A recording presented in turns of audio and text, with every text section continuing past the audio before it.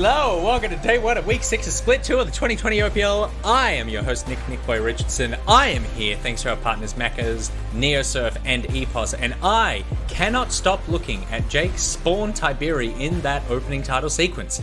It's just, he draws the eye, yeah, you there can't it is. look away, and then, yeah, the Dab Daddy just takes over.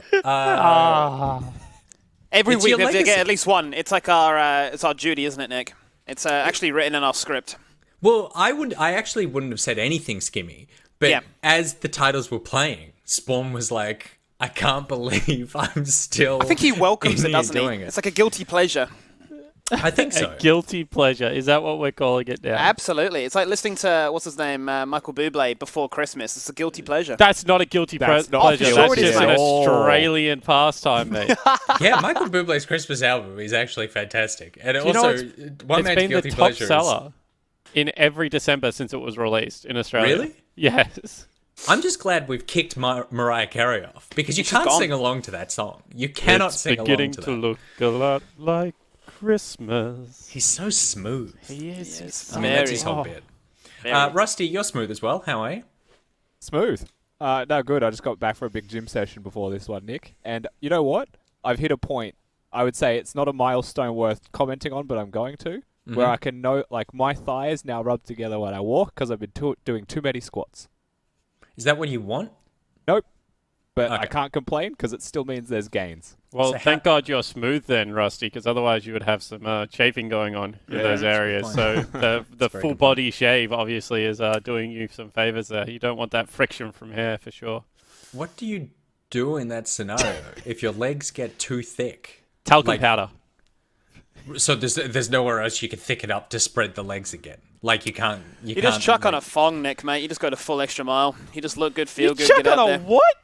Chuck on a thong, mate. I hope you're talking about the ones on your feet.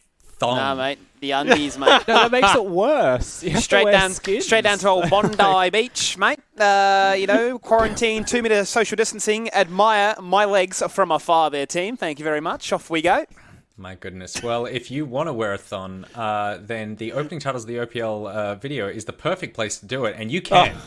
Thanks to our partners at Neosurf. They want you to be a part of the opening titles for the OPL, and they want you to take home $500 dues in Neosurf voucher credit to use in the League of Legends store. All you need to do is take a video of yourself joining our phone call, preferably thongless, please. Follow OPL. Oh. Well, like thongless is in, like, I don't want to see a thong. You could wear a thong, I just don't want to Oh. see it. Cover it up. Cover it up with other things. Cover it up with Rusty's thick thighs. Follow OPL and at Neosurf Esports on Twitter, and then DM that video to at OPL. I believe this is the last week for the next round of this competition to be happening. So please get your entries in. We'll be judging them. We are going to go purely on the ones that we like the most. There's no criteria other than our harsh critique. The winner gets $500. 5 runners up get $100 each. Full terms and conditions are on watch.lollysports.com. So a big thanks to our partner Neosurf, where you can keep control of your payments in currencies around the world. Have we all had a good week? I mean, Spawn, I want to Hello. check in on you. How are you doing? Obviously, Melbourne not in the best state right now, and we're all thinking of you guys down there, and to all the viewers as well. But are you doing okay? I wonder where this was going, Nick, because there's two ways you could have taken this. It could have been like, what a great successful first week of the Valorant Ignition series. You obviously have been working your little booty off, and it's just been such a joy and success, which would have been the nice thing to bring up and say. And I would have said, you know what, Nick, thank you very much. It has been 3 weeks of no weekends, but, we do those ones. We put it on for the fans. Or you could have just gone with the low blow that my city right now is currently a quarantined cesspool. But I think I did tweet out the other day that I would rather stay in Melbourne, catch COVID, and potentially lose my life than have to move to Sydney or Queensland ever again. So, you know what? We make do with what we've got down here. Rusty, can you please just recognize the fact that all I was kind, considerate, it was. and Yes. trying to be a good friend, and Kind he and just considerate. threw it back in our face? He said, I hope you're all well down there. And suddenly it starts a new war. Oh, yeah, he would hope we're well, wouldn't he? Melbourne, wouldn't ya? man. With your mustache in your COVID-free state, you would hope we're fine. Yes. Well, I now hope everyone except for you is fine down there. So if you're a viewer watching in Melbourne or the Greater Victoria, then we're thinking of you, and we hope that you get through the next 6 weeks relatively easily. We're going to help you with that, because we've got at least a couple of hours of your time that we can fill with some League of Legends action. So let's take a look at the games that you will be checking out today. Legacy versus Mammoth is game number 1. Direwolves versus Pentanet.gg is game 2. Avant taking on Gravitas for game 3. And finally, it's Order versus the Chiefs for game 4. We are... I was going to say we're building in difficulty, but then there's a spike at 2, and then... Yeah. So anyway, all I'm saying, I guess, is the banger ends the evening, and we're easing ourselves into the pool with I assume, a pretty easy win for Legacy, Rusty. Well, I mean, it is first versus last place on the ladder, so if we come into this... I would say it's more of a sine curve today, you know? Direwolves vs Pentanet.gg is going to be a pretty good game as well, Nick. Both tied on the ladder, so lots to look forward to in games 2 and 4. And 3's a bit, we don't know. Surprise banger. I'm calling it right now. Surprise banger. Gravitas coming out with the goods. Well, I would like that. Speaking of surprise bangers, here's another competition for you. You weren't expecting this. You thought NeoSurf were the only people who care about you and want to give you things. You'd be wrong, because our second partner, EPOS, also love you and want to give you things. So EPOS have just launched their Out of This World gaming audio campaign. So this is to promote the GSP 600. You can win one of these. What we're asking you to do is to share your most out of this world or standout memorable gaming experience. Can be for any game, that's fine. But we want to know what it is. You just need to share your story by replying to @OPL. There's a post on there right now promoting this competition. Just reply to that with a short story about your favorite, most out of this world gaming experience, and then we will announce the winners. The competition is running for 2 weeks, and we will get 2 winners at the end of this 2-week period, and both winners will get themselves a GSP 600 headset. So, as an example, I'll get your guys' input throughout the course of the show, but like, there it is. Spawn has it. Look at that man. You can have this one. I will sign this one and send it to you. There you go. So he's just devalued it a little bit. So exactly. I've just ruined the box. An example. Yeah, would you sign the box or would you sign the headset?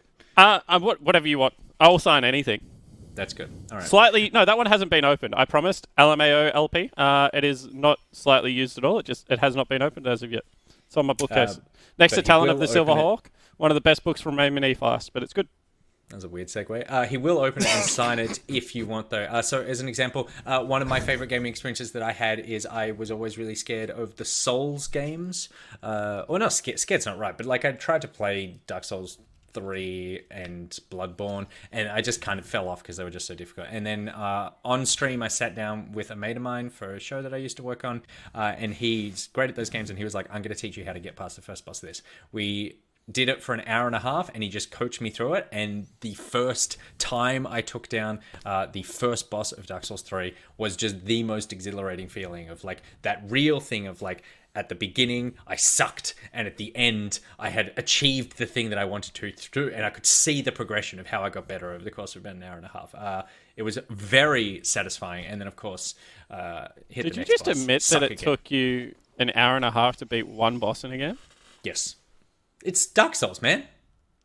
I respect it, It's actually fast. For Souls, that's fast. Yeah, and also, fast for some. I am not good at video games. We have a whole segment devoted to this. I love them. I know a lot about them. I know a lot of the history, and I'm good at talking about them, but I am not good at video games. What I am good at is watching video games. So it is Legacy versus Mammoth. A quick round the horn to see who's going to take it. Spawn. Legacy. Skimmy. Legacy. Rusty. Legacy.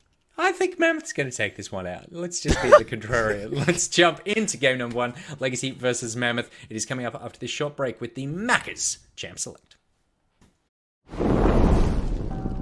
I think Legacy are a strong team, but last week they had a bit of a hiccup. So going into our game this weekend, I think that we can probably pull out the win. So I think Legacy are a very good team. Even though they lost last weekend against Order, I think it was an upset on Order's end. And hopefully we can upset Legacy this weekend as well. I think Legacy is probably the strongest team in the OPL. I think they'll be a bit tough to take down, but hopefully we can come out in the end with the win.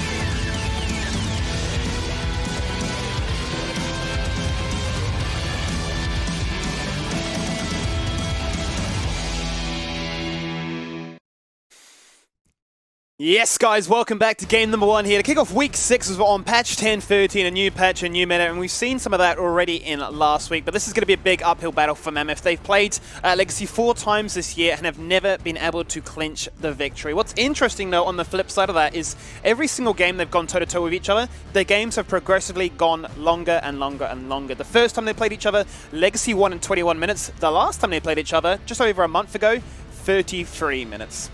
So they can hold on a little bit longer. They're like the cat on the poster hanging onto the clothesline, says hang in there.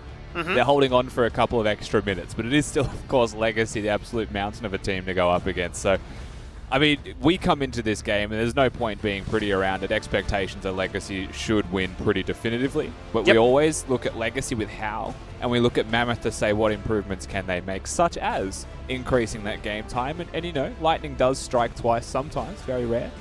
But maybe there's a chance they win.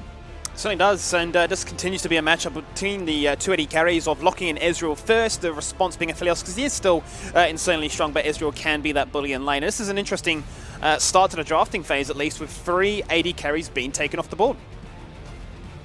Yeah, so far, I mean, Ezreal, one of those champions, also Ashe, that we're just seeing so much more of in recent weeks. So I don't mind this priority from Mammoth, though I always see a response of, like, say, it's Aphelios, Nautilus, or whatever it may be.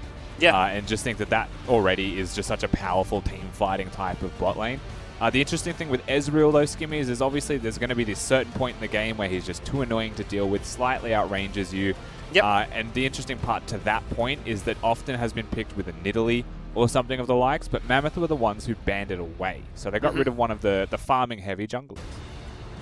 And that was Bass's most played jungler this season so far. They're going to go for the Bard to complement the Ezreal here, so a ton of ranged harassment from afar, the ability to roam and try and be aggressive on the map, which is exactly what we said here is the real narrative. It feels like to me, if you can try and get an early lead against Legacy, you put yourself in a really good spot. How many times have Legacy been behind in the early game, but somehow miraculously managed to sort of stabilize in the mid game? We've seen so many times it's happened, but big gold leads need to be achieved to try and continue that momentum. Yeah, definitely. And like snowballing to a point of no return is obviously very important for these lower ranked teams against the best ones as well, because that mid-game comeback is very commonly seen around the globe from the best teams in mid-game in general.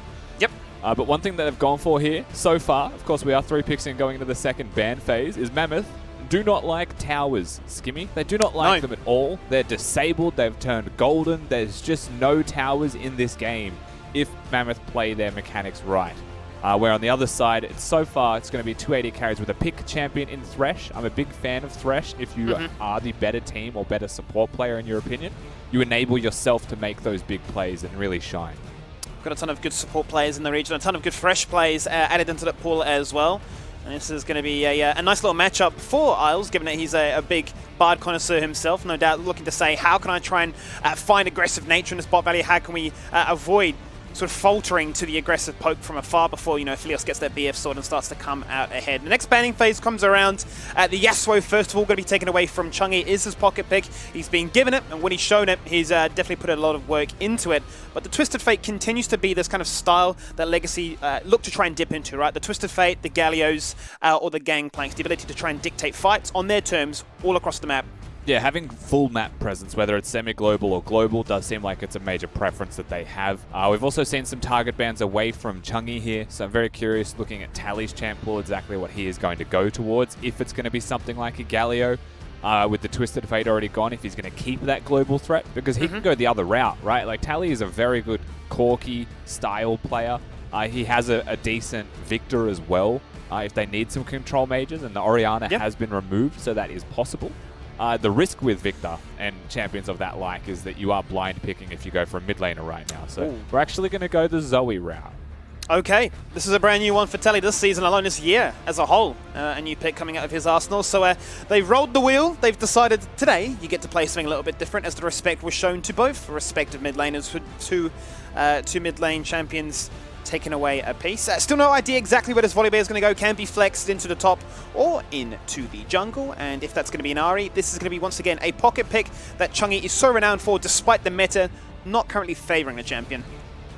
Yeah, Ahri is one of those weird picks where, like, I don't want to fault someone for playing one of their main champions. You know, he does have a very strict champion pool, it feels like, Chungi. The other one being Yasuo, that is pretty much always banned away from him. Yep. So, like, I never see this and I'm like, wow, I'm surprised. But we haven't seen anything good from it yet, right? We've seen a couple of picks. We've seen a couple of team fights. Like, I think he's filled the purpose of an Ahri decently well. But overall, I always look at that Ahri and just say, I wish that was another champion, like a Syndra, you know, that can do a similar thing, but is just the meta better version of it. It's his most played so far. He's the only person in the league to have played this champion. He's played it into both Chiefs and Pentanet, into an Azir and into an Orianna matchup. Goes Electrocute, doesn't look to try and play the Glacial Augment build, all about the burst on demand damage. So looking to see if he can try and resemble, you know, glimpses of what a Zoe's wanting to do as well. Find you, stun you, and delete you.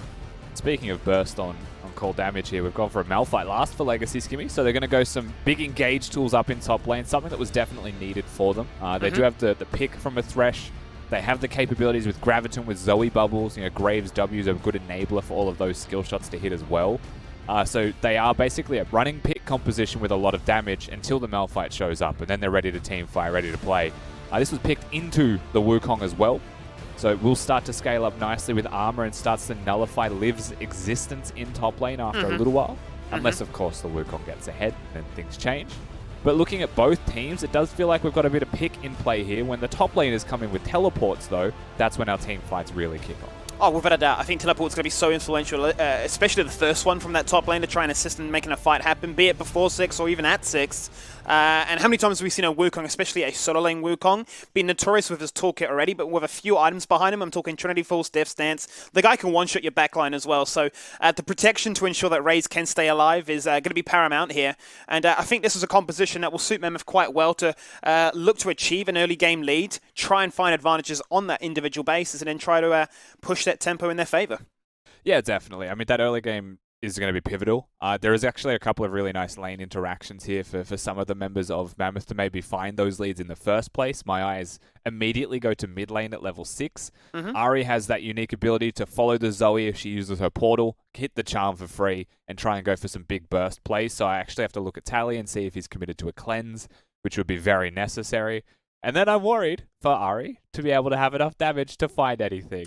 But that kind of exists everywhere, right? You've got the kill threat in bot lane, a Volibear and a Bard, hit level 6, massive kill threat, dive potential through the roof, teleport a Wukong in there, and it doesn't matter who you are under that turret, right? There's no saving you because it's just going to be strict damage put on top of you. So there is a couple of things here for Mammoth, but note that most of what I just said is kind of around hitting level 6. And there are still some concerns, like a Volibear pre-6 can maybe get run around by Graves a little bit. Might be a bit harder to find those ganks, especially if Legacy do something creative and maybe go for some early game invades to try and force maybe a summoner out of Bass or some camp advantages. Well, let's see. We're going to jump into game number 1. Kick off another week here in the OPL. Week number 6, Rusty. Can you believe it? We're nearly, well, we already are halfway through, but we're nearly on our way to the grand finals, as the playoffs are just around the door. Mammoth on the left-hand side searching for a win here, as mentioned before. 4 times they've gone up against Legacy. They've yet to find a victory yet, but every single time they have gone toe-to-toe, the game length has continued to grow and grow, and we'll get to see exactly what the priority is here, if they can try and find themselves some nice interactions in those lanes to get themselves a bit of a snowball lead, or if Legacy can bounce back and show us, with a nice little death sentence like that, why they are the reigning champions. That's going to force that Emboma to level up the Arcane Shift, and that could hurt him with his level 1 to 2 harassment. Yeah, that's a huge win for a level 1 Aphelios Thresh lane. They've started Hook. Aphelios isn't the strongest level 1 champion. Artek has been busy camping mid lane. As you can see, he's got 3 shrines. So it's a W start Bard, by the way, with an E start Ezreal. Bot lane is invisible for Mammoth for the whole first level of this game, Skibby. It might just be that, you know, there's a plan here for Artek, that he wants to do something with Chunky. Very clearly there is, right? He waited on 3 cooldowns to W. But what's happened with the Ezreal has made things a lot harder. It certainly is, and these are the things they can't afford to lose to right now. So we're going to see a big engage really take place between both mid laners, electrocute procs, and that's going to edge out an advantage over the Zoe that is running the damage from afar with the Ares. So we're going to see exactly how things continue there. Another new champion in Tally's arsenal to showcase what he can do. But I mean, yeah, you're looking at this double range matchup, defiant aggression, and you can't afford to give any small advantage off to an esteemed bot lane like Legacy's. That mid lane matchup actually is heavily favored to Chungy because he has the the shrines sitting behind him. So just keep that in mind. Your Tally, that was hyper aggressive. Maybe playing the fact that he's gone for the ignite, wants to be super aggro, has the auto attack advantage between their damage output. Babbitt also here. He's up with the red buff. He's going for a level 2 gank right now. Needs to try and find some value for Tally. And hang on a minute. That's first blood. Okay, Babbitt. That is first blood. That's 1 tick and that's damage. That's delete. Okay, and, Babbitt. that goes to Katamo. What on earth is happening here today? He wants to have a bit of a crack at level 2, just gets charmed and dies. I mean, come on, Babbitt. What are you up to, bud? Nice charm from Chuggy nonetheless. Hook going to go wide in bottom lane as well here, Skimmy, so we're not going to see any more action happening just yet. But nice little money into the pockets of Chungy. Gets a red buff there as well. Hey, look, he'll take that. You can't afford to give him anything as he will look to try and punish you. I think it was a really characteristic performance when he played against the Chiefs, how he was always hunting, always finding picks, and was always able to try and get himself in a position of power. But as you say, the likes of Syndra's and Cassandra's and the rest that can offer a fair bit more reliable control, if you will, tend to be preferred instead. But he's not going to complain. He's going to take that one, and that's going to hamper what the advantages should be for a Graves going into the likes of Volibear. I mean, let's be honest. Now that the Ahri is ahead, has the kill, has the money, the champion, while you're not often going to see it, is still good and only gets better with that money. If Ahri can get ahead of the neutral state in this game, let's say ahead of the clock perhaps in an own strength, Ahri's the type of champion that can 1v9 for a time, right? The opposing side doesn't have this shockwave Malphite Ori combo that will just one-hit all of you. There's a bit more reliance on Raze being there with top end perhaps for that type of combo to exist. It's decent, but it's not enough. And if Ahri's able to play the map properly with a lead, if this lead continues to grow, then a real threat starts to arise. Hook lands again. Isles does not miss that 2-man play. As a result, out goes the Ignite. They're going to go for a ton of damage. Graviton connects. One more auto. He'll flash away into the hill that Bard provides him. And that's clutched by the Mammoth bot lane, and that will mean that they don't fall down for a second grave. Yeah, but they get the flash from Bowman. They'll get the exhaust from Artek there as well. Babbitt might be spotted crossing between bot side jungle to top side. He has been pinged, so they do know that he's there. Topoon's in trouble, and maybe Babbitt, depending on how they play this. Topoon has no mana. That's going to flash forward through as the Thunder and Lightning crashed on down. Chungy wants to be donated the kill, and he will be. That's 2 kills to his name. And the Ahri, only moments away from hitting level 6, is about to pop off. Topoon out of mana, sitting in top lane, maybe looking to push in a wave, wants to reset, whatever his reasons may be, very much overextended, and with no knowledge of where Chungy is, as well as Bass. I mean, honestly, Bass could have done that by himself, right? Has the ward, the bubble will land. Go for the paddle star as a result. Has the proto belt for extra on-demand burst if he does see fit. But we'll remind Chungy as to how this lane state can work.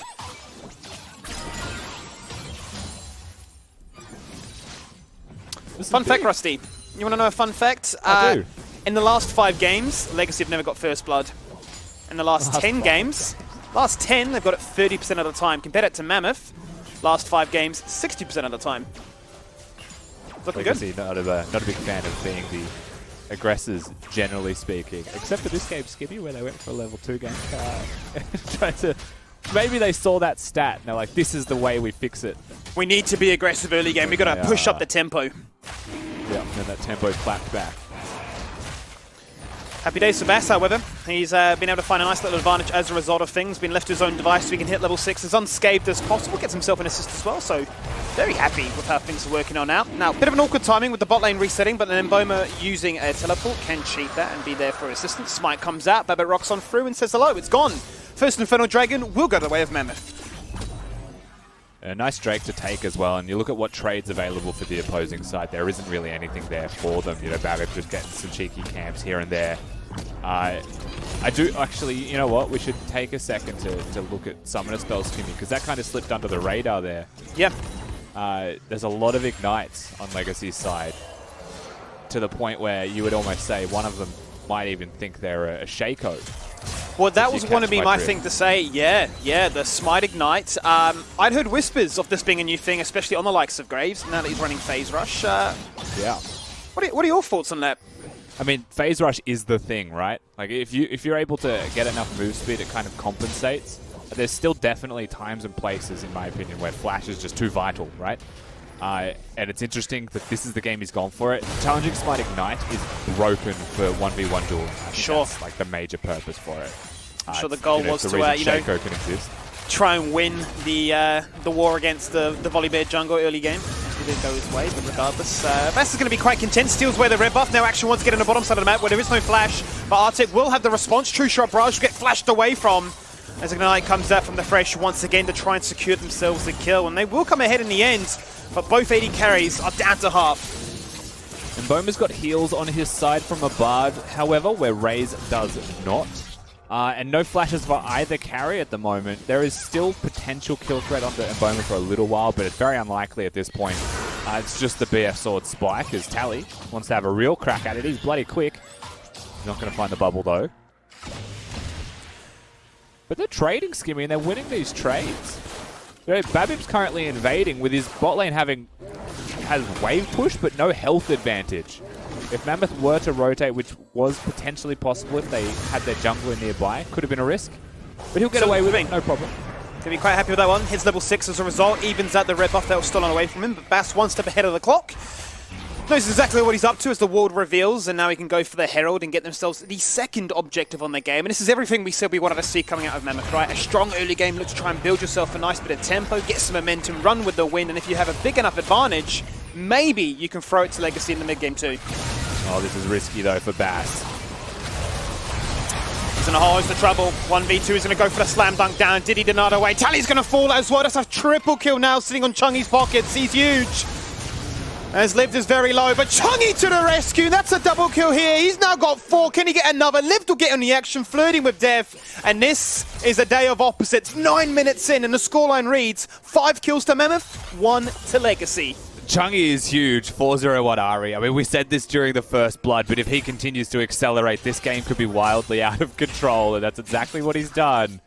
It was Bass at the Herald that started all of this off, but Topu not able to rotate, clearly having a big biff with his lane opponent, and he gets smacked around, forced to disengage, and walk right into the waiting arms of Mammoth, who had Ari just popping off. Now has a Luden's Echo at 9 minutes with boots. Huge. Absolutely absurd right now with the full combo being cycled out here from Isles. Can the Legacy bot lane duo Stardom do what they can from afar? That is a Philios, ladies and gentlemen. And he snipes you and he says, if you've got range, well, I've got it better.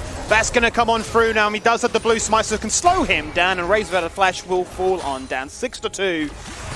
It's a scary, scary time. Legacy feeling the pressure, feeling the burden to try and do something. Let's check in with that replay to see how this all checked out. Funnily enough, all things considered, Mammoth actually do pick up the Herald as well.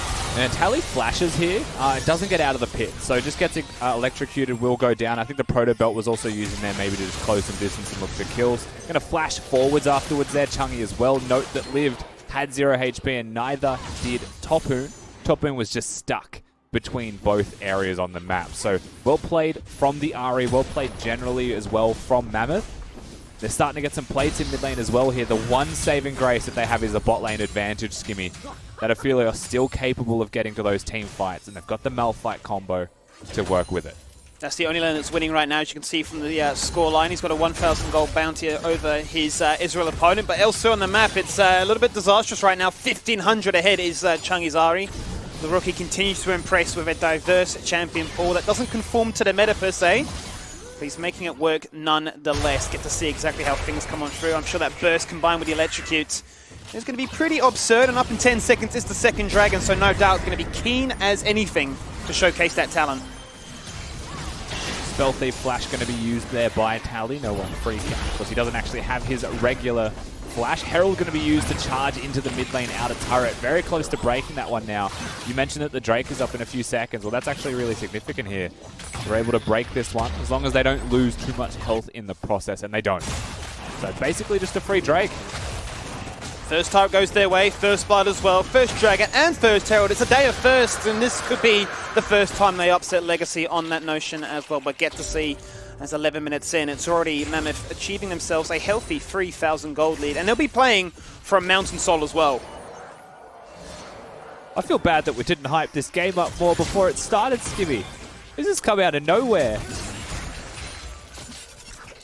Mammoth building up a significant lead, at least to what we're used to seeing or saying. You know, they're 2k ahead at 11 minutes. It's against Legacy, who, you know, they are notoriously good at slowing the game down.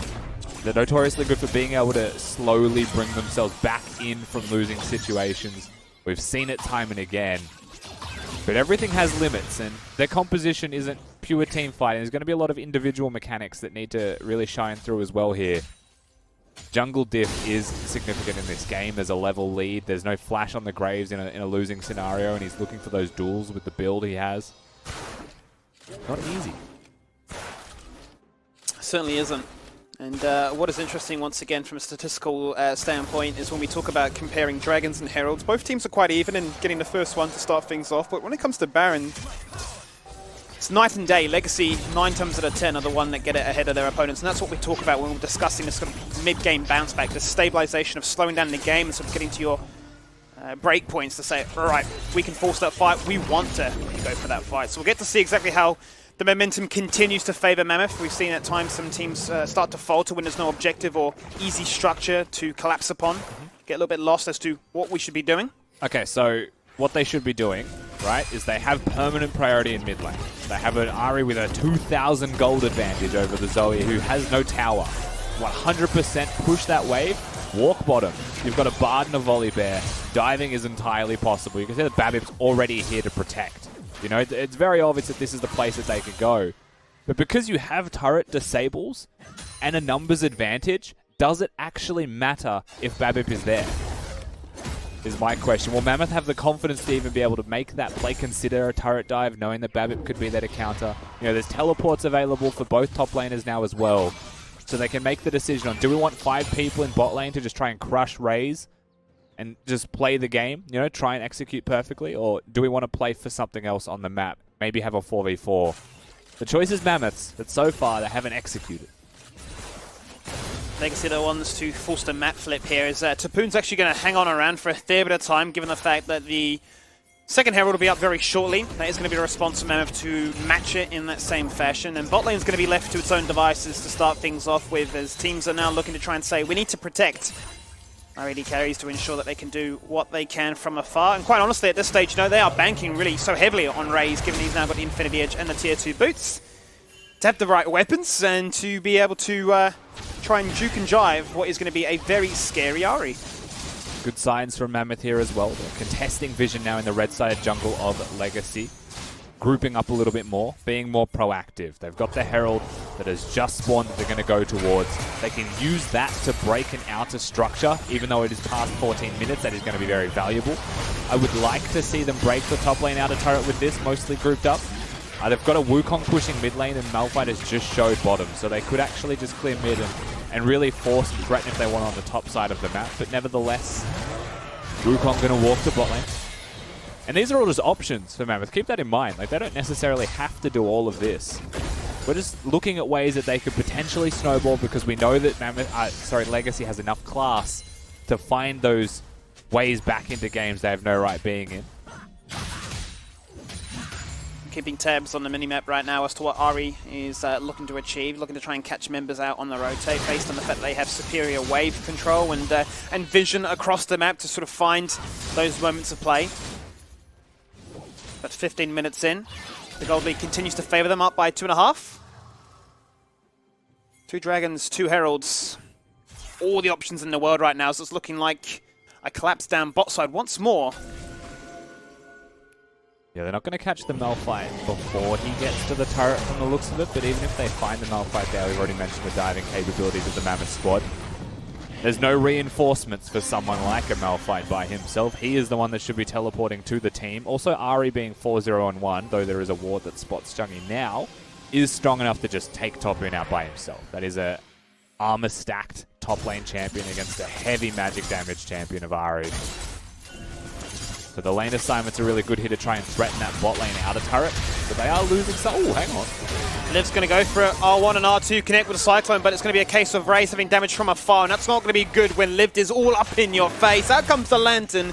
Too little too late. Lived moving from mid to top lane and taking out one of the best players in the league and making it look so damn easy. Yeah, Ray's not really respecting the map state then. Just not knowing where Mammoth are. Eventually you are going to start making those mistakes, and there is just enough control being placed by them now. You can see all the blue side vision that they had did mean that, like, you know, generally they were just invisible. So they made an assumption, they pay for that assumption, and now they get a bot lane out of turret. They're threatening for this Malphite. Certainly are, and that's going to be Tapuna respecting it and using his ultimate to disengage away, so we'll hang on to that flash and we'll still have that teleport. But Mammoth right now are so commanding, so strong in their ability to dictate all the terms across the map. A solo kill top side, another Dragon bot side. Legacy are starting to get desperate right now, and they're going to rock up here to make it a 1v2 situation. Can they look to try and take him down? The box goes down, he gets slowed in place. Liv does not have a dash, he won't have a flash. The redemption comes on down. Tempered Fate to buy a little bit of extra time, and that will actually work against Legacy, as they will be able to stay alive for the meantime. And now Raze rocks up to the situation. It's going to be what appears to be a bit of a sustained skirmish. Mammoth, in the end, may just decide enough is enough and just back away. Yeah, good damage overall there, though, from the side of Legacy. I was trying to work out who got that kill, and I think it was a redemption from a Tally that might have actually secured that last hit. So some money to the mid laner of Legacy, which is pretty good for them to get. The Graves may have wanted that one, didn't use the Ignite, and is currently 0-2, but nevertheless, money in some good places. And a good pick, right? They capitalize on Liv not having ult, not having flash. He instantly used that when he saw Raze in top lane before.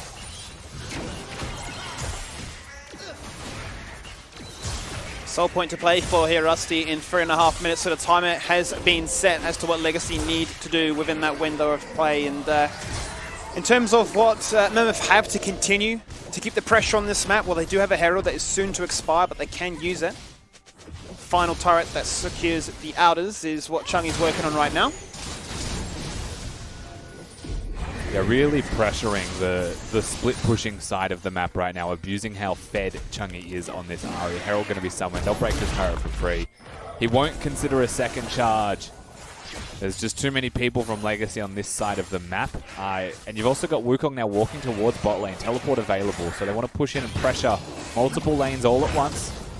Their composition's pretty hard to dive without a Malphite in the area, and right now Mammoth are playing the game around keeping this this Legacy top laner so busy that he may not even be able to get there in the first place.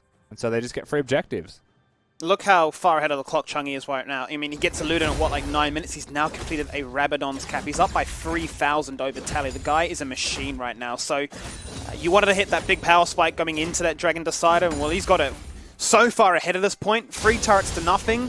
They have all the vision control, and they have the ability to get such deep vision control, which could be paramount for some deep teleport flanks from Lived. Teleport coming into top lane here from Mboma as well. I was worried for a second, but it's the correct person who can still use a teleport, push in that wave and get away with it. Charm connects, but it doesn't matter because Zoe is Zoe. And this game may simmer for about a minute and really start to pick up afterwards. Because like you mentioned, that soul point coming up, Skibby, it is at that point where you don't want to make a mistake if you're Legacy. You don't want to give it away for free. And if you're Mammoth, you want to try and really establish a slow grind of vision control. Play with your Ari. Hit a charm, find the pick, get the objective. Giving everything to Raze right now to make sure he goes into that with the Gwynsus. That 2-item spike is so necessary to ensure somebody with this amount of capabilities is able to do the damage from afar to keep them in this one. Ezreal a fair bit of time away from hitting his major spike at this stage as well. Still needs to evolve the Muramana to match. Once that comes online, we'll add even further harassment, which is going to be so tough to deal with, especially with that Frozen Fist. Yeah, it's starting to become really obnoxious. Does outrange a decent amount of Legacy here if they're not looking for the engagements. Gets that armor stack, which is just super valuable against everyone but Tally. For the moment, Top Moon, of course, does have a decent amount of magic damage, so there's still kill threat. Which is, I think Mammoth have a lot more of it, and they have much more control over Summoner's Rift. Artek going to be the first one back onto the map after their reset here with 40 seconds until the soul point is alive. Very aggressive by himself, getting that vision control on the blue buff. But he'll get away with it, no problems. And this is the game we're going to play. From this point, Legacy are going to look to try and reveal enemies as best they can, throw spells into bushes, place wards when they can. Mammoth are going to look to control those said bushes and go for some picks. Side lanes have been forgotten. Mammoth have such good vision behind them as well, which they're still not actually going to clear on out. The sweep is going to go forward, not backwards. And this is allowing Liv with a lot of confidence to make this backline play. Out goes the Tempered Fate, will not connect. The response here is the unstoppable falls. That's a 1v3 wombo combo and donated himself a double kill to the Aphelios. Liv has to be spewing. He was on the flank and his team stepped up just a little bit too much. And that could be what breaks the camel's back and allows them to go from Dragon to Baron. Liv was on the Tour de France, man, trying to get some picks off with a big flank, but then unfortunately for the side of Mammoth, Artek looks to throw a Bard ultimate, doesn't connect, he mistimes it, and at the same time a sleep does hit. But we'll see how they go with this one. Liv now is going to be spotted just below the Baron Pit itself. Nice bubble going to connect as well here, Skimmy, we're on. We certainly are. Bubble into hook, into combo here from the Fresh. They might just solo down in a moment. If they don't, he's ignited and he's out of this fight. He has no life, so he can't survive in this one. Liv going to try and go for the wombo combo with the Cyclone, but being zoned on out as Raze flashes forward and says, hello. This is what Aphelios does, especially with this weapon setup. Without Chungy, the star player, with all the resources funneled into him, Mammoth look like a brand new team. Never doubted him, Skibby. Just what I mean, though. The stats always tell the truth, right? They always get the first Nash. It's crazy. Yeah, it's pretty crazy. They're basically well in the driver's seat at this point. There is still the big Ahri to contend with, but the rest of the map starts to fall behind and dwindle. They got a 4-2 Aphelios after that team fight. Malphite comes in, and we've highlighted the potential to do this as well, but he comes in, presses his R button, and suddenly the team fight's on. The one prerequisite that we really set for that team fighting is the follow-up from the Aphelios was necessary, and it was very much there instantly. Has the flamethrower that he throws out as well, and they max their damage out. And Legacy, I want to say, like, from the jaws of defeat in terms of how close that was. Big flank here. Tempered Fate will only connect with Aphelios right now. Out goes the Stormbringer wombo combo! This is the response from Mammoth right now, saying if you can do it, we can do it too. Just like that, a triple kill, back to back. Deja vu.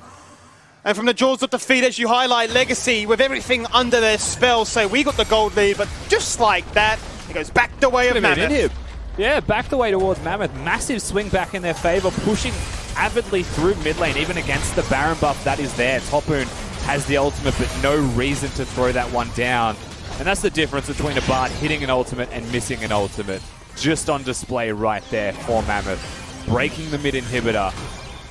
That might be all they get because the enemy team still has Baron to slow things down. Tally, and a big flank once again from Mammoth as that Bard ultimate just barely singes the bum hairs of the AD carry of Legacy there of Raze. That's how close that was to missing, but nevertheless, it hits, the fight was on. And he got tickled and he didn't enjoy it, I'll tell you that much there, Rusty. It was no playtime, it was a ton of pain and suffering and surprises as the ebb and flow effect is on full display here. Back and forth we go between which team can find an advantage, which team can be the one in the driving seat, and well, Mammoth with conviction explode through the mid wave and take down that inhibitor. The question is now, between Super Minions and a Baron buff, what do Legacy look to do once again in terms of stabilizing this match? Because you've got a Ahri at 6, 1 and 2 now with Banshees, making it even harder to try and lock her down.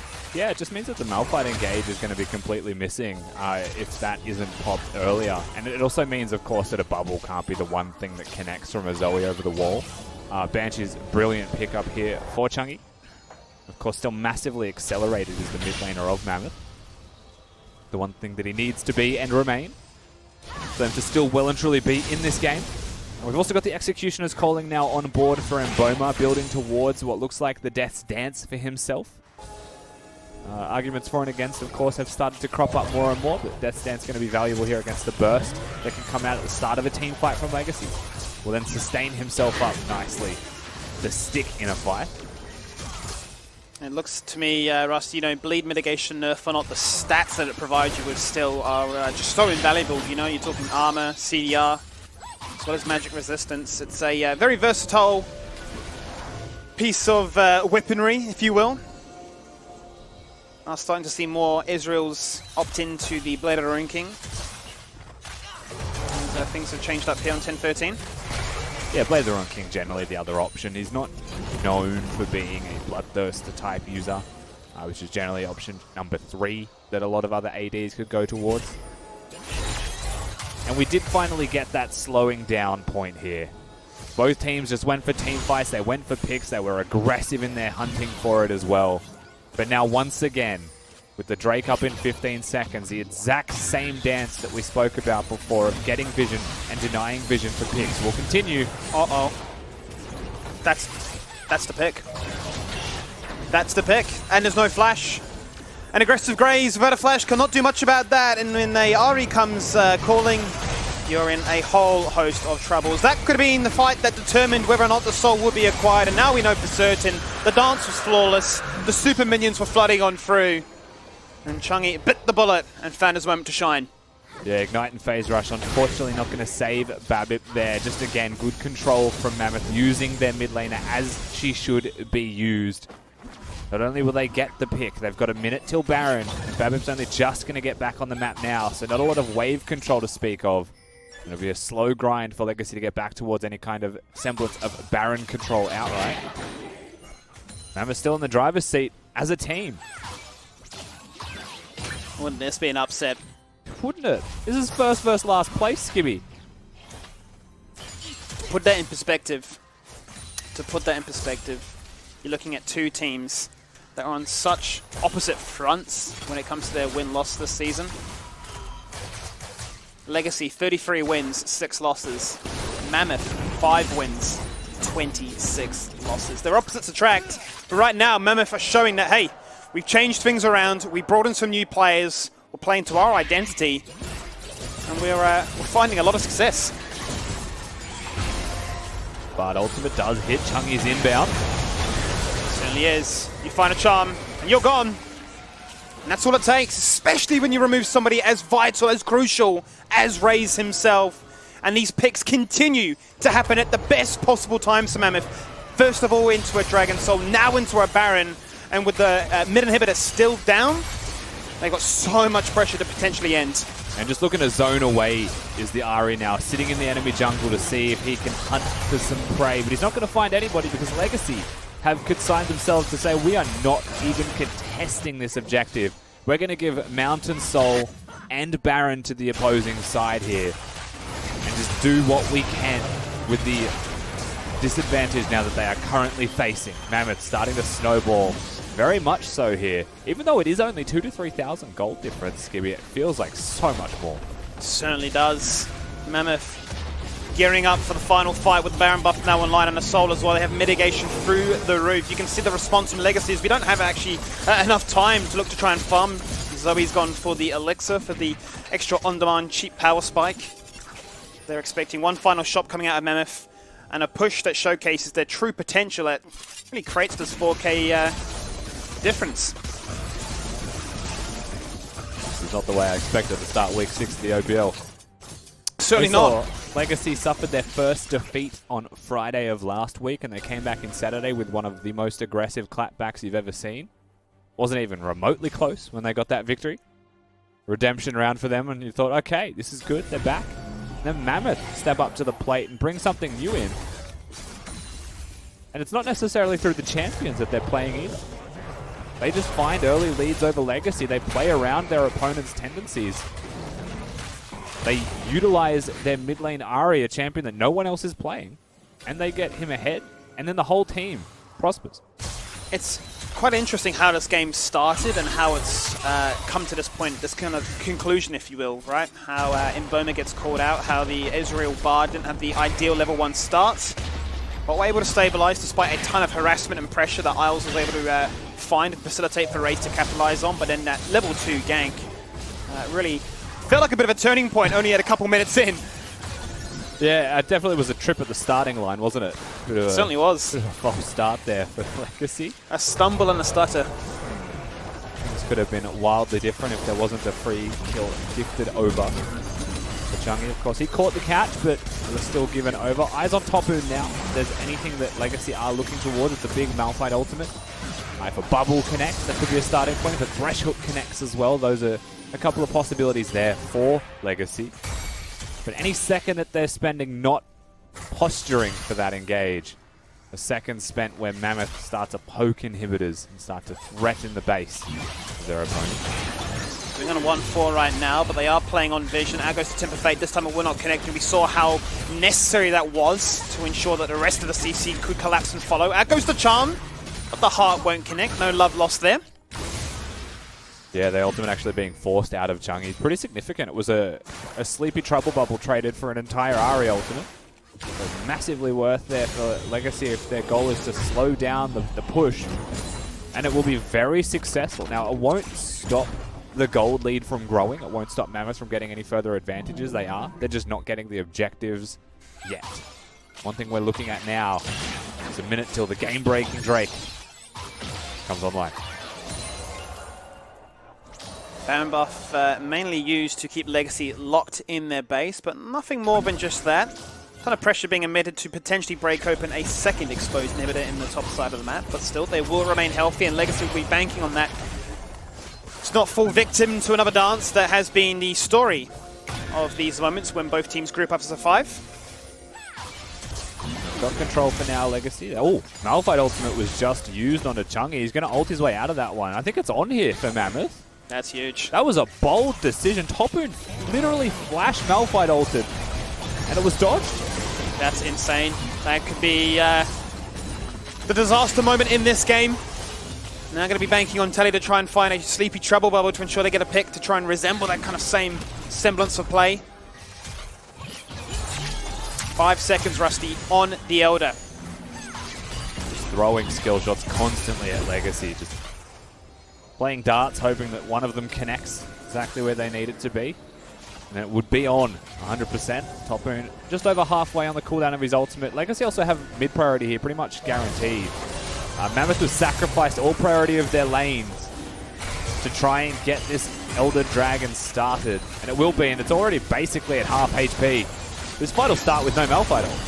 It's coming back quickly though, isn't it? If they can buy a little bit more time, they might have a second chance at using that. He's playing with the clock so far. Out goes the Death Sentence, but it will not connect to it just yet. Out goes a 3-man Cyclone into a Stormbringer. Wombo combo. Razor's gone. And they're in a whole host of trouble now. They're banking on Tally, who's very low himself. Babbitt's going to get exhausted and dash himself into the pit, but the Dragon is so damn low, it won't be low enough for them to smite, however. And that's going to be a double kill. That spells disaster here for Legacy. Don't have numbers. Their carries are gone. That's the jungler too. 2 supports and a Dream left as the kills are doubled here for Mammoth. And they will get the Elder, which surely this time gives them enough proficiency to go for the end. Yeah, they may not have Emboma up and alive. They may be missing the Elder Dragon on one of their poke members, but they have so much damage and they have 3 people gone from Legacy here for 15 seconds. 10 seconds on the first person here of Raze. Raze dies with his flash available, and Mammoth, at the bare minimum here, will be able to go for this inhibitor. Chungy has his ultimate available as well, so keep your eyes on that Ahri. Mid inhibitor falls on down. Now 2 Nexus turrets and a Dream and a victory screen. That would have been so much for these players. This organization, a story of their season, hasn't been so glamorous, but this will be an upset. Can Raze make the 1v5 play? He got a pentakill last week. He's trying to play out of his mind to secure this time. Arctic's going to be the first one to fall on down. Elder comes in clutch and evaporates Topoon from this situation. And Liv may look to just try and buy some time. Liv, as long as his name suggests, he'll fall on down eventually. The shutdown will connect. And that's a little bit rough because now Baron has just spawned. I'll get the recall out of Chuggy there. Thankfully, he was about a half a second away from being picked and dying himself or having to run. They'll get that reset off, and now Mboma's trying to play goalkeeper here. Keep his health intact, but he did just cop a charm, or one of them did anyway. Baron going to be started here. Legacy on the back of super aggression out of Raze. I'm going to start this one. It's going to be tough for Rusty though. There's no Tempered Fate, there's no Cyclone. They've been using that to such great effect to ensure that the fight started off in their favour. Now fully reliant on the likes of trying to find a pick with his charm. There is the Graves, he's gone! That's no Baron, that's no Smite, and that's no chance to try and turn this game around. Mammoth, despite looking so clean and so scary, will keep it together when they're down with the numbers. Then Boma continues to impress, flashing around. Oh, he hits that Mystic Shot. Of course he does. Of course he does. Cue the highlight reel, cue the victory screen. There's the double, there's the Baron, and there's the game-winning push. And only Topoon left alive for 25 seconds means that Mammoth have almost certainly done this one, Skimmy. The last place team has just very handedly taken apart the leaderboard first place squad of Legacy. Week 6, a week of upsets is what it's looking like to be right now. 4 games, 4 defeats, but today it's an upset. That's the ace, and that is Mammoth taking down your reigning Split 1 champions. That was not the way that I expected to start this week of games, Skimmy. We've just come into week 6 with an absolute banger, and the most surprising banger I think we would have ever suspected. Nick Boy is just a mastermind. But he's over there just thinking, yes, I tipped him. They stepped up to the plate. They were huge. He's certainly loving life right now. What a massive moment for those players right there. We were, I suppose, curious more than anything, seeing the amount of pressure that continued to build week upon week to Legacy, how some of these games getting very close. But the ability to always be so disciplined in their understanding of the game, to bounce back in those Baron calls, those mid-game fights. Today, they weren't afforded that many options, that many chances. And the early game punishment came to haunt them back. I don't exactly remember Chungy's final score unless you got to see it, but the guy surely in double digits there from start to finish. The guy was always one and a half items ahead of the clock. Yeah, and they were giving it to him as well, right? In the early game roams that were coming out of Chungy, they were making sure he was getting those kills. They knew the foundation with which they wanted to find their victory, and they did. Second defeat for Legacy, not the way we expected things to start off here, and that's going to do wonders for the likes of Chiefs, Direwolves, as well as Order, hot on their heels to try and dethrone them for the best playoff position. But we're going to jump to a quick break, and when we return, game number 2, it's a big one. It's the Direwolves taking on Pentnet.gg.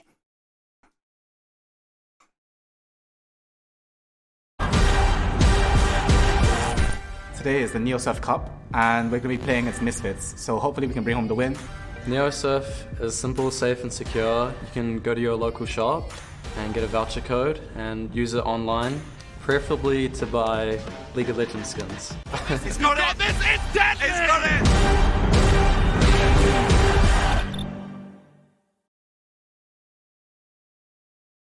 If you're craving the taste of your favourites, head to Macca's for a fast, safe and contactless drive-through experience.